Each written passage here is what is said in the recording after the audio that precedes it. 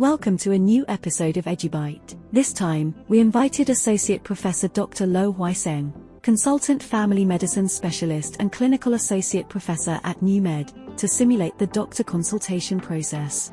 Hi doctor. Hi, morning. I came here to consult you about Medical students at NewMed will have the opportunity to get up close with how a consultation is conducted by a doctor at the Newcastle Medical Clinic. In this case, the patient feels that his hearing is getting bad.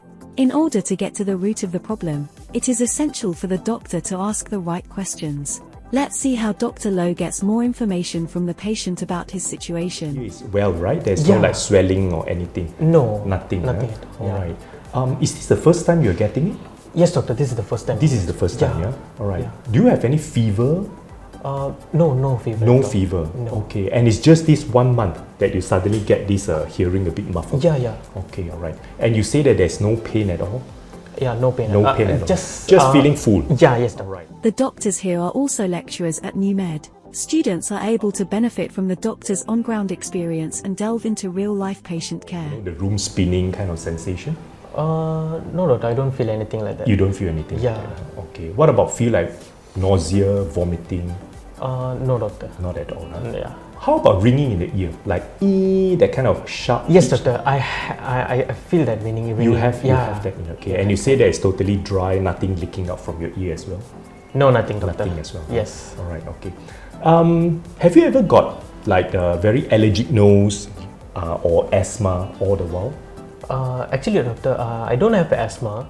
The clinic provides comprehensive healthcare services, including family medicine, health screening, minor surgical procedures, and electrocardiography, as well as other support services. Right, but your skin is never allergy or anything, No, right? no, nothing at all. What about your family members? Anyone with asthma? No doctor, all fine. Or what about their hearing? Are their hearing all okay? Have they got similar symptoms like yourself? I think no, all okay. It's just me having this problem. Just yourself. Okay, alright. Yeah. Perhaps later I will just have a check on your hearing, and then also to put a scope into your ear just to see what's going on in your ear. Would that be okay with you? Yeah, sure doctor. Can, alright. Sure. Yeah. Okay, Mr. Ila, I'll be doing a physical examination on your ear as well as to assess your hearing, okay, with the tuning fork, and also I will later put in a scope into your ear to have a look. Would that be okay with you? Yeah, doctor. Can, alright. So first of all, I'm just going to look at your ear first. Please look to the front. Okay, doctor.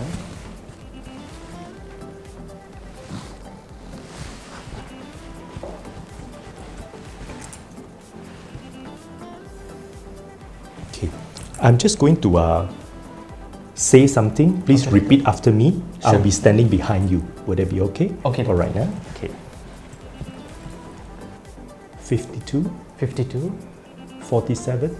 Dr. Huai Seng is Consultant Family Medicine Specialist and Clinical Associate Professor at NewMed. He is involved in the teaching and assessment of medical students from years 3 to 5. In addition to being the lead for the MBBS Year 3 Integrated Core Clinical Placement Primary Care Module and Transition to Clinically Based Learning Module. Follow the instruction and see whether you can hear clearly or not. All right? Okay, doctor. Okay, so I will check your left ear first. Okay.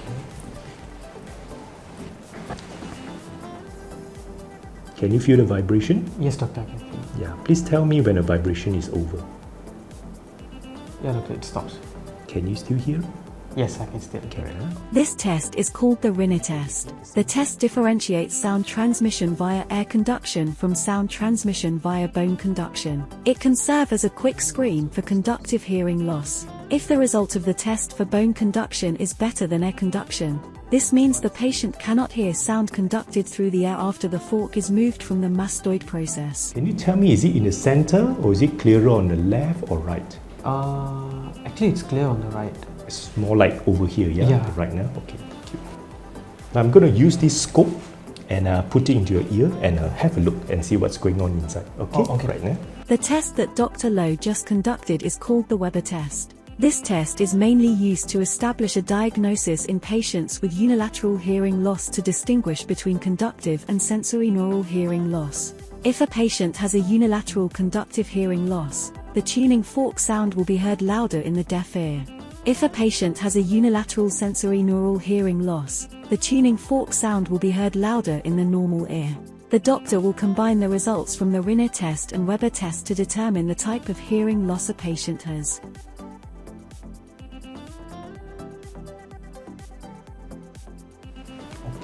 All right. I actually see some fluid in your right side of the ear, behind your tympanic membrane. Okay, your tympanic membrane is intact, but then, there's no hole, but then I could see like fluid behind it. I think that's the reason why you are not hearing clearly. Okay, yeah, but later we will discuss the some of the treatment that we can offer you for this condition. Would that be okay with you? Yeah, that's All right, okay. yeah?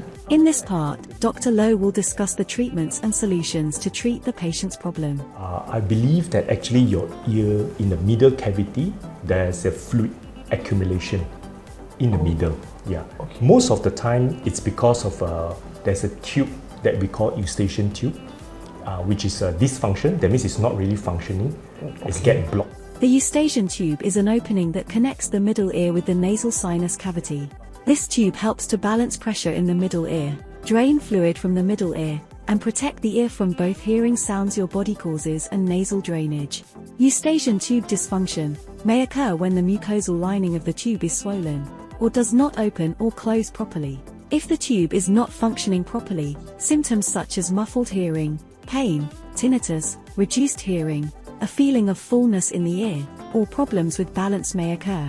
I will be giving you some medication to relieve your, nasal block, and also hopefully that the tube will be able to be decongested so that it opens up. But in the event that, in the coming months, let's say in 4 to 6 weeks time, I will want you to come back here so that we can reassess whether the condition is getting better. If it is not getting better, then perhaps we will have to start you with some nasal spray. If this condition goes on for quite a while, we will have to refer you to the ENT surgeon so that they can actually have a scope through your mouth going all the way up to behind your nose area. It's a hidden area, to check and see if you have any kind of abnormalities over there.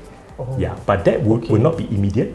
You'll be actually after our treatment. Yeah. So meanwhile, you actually just continue with your day-to-day life. And I will see you in 6 weeks' time with this medication. Thank you for watching this series of Edubyte with Dr. Low. We'll be back with more of Edubyte soon. Stay tuned.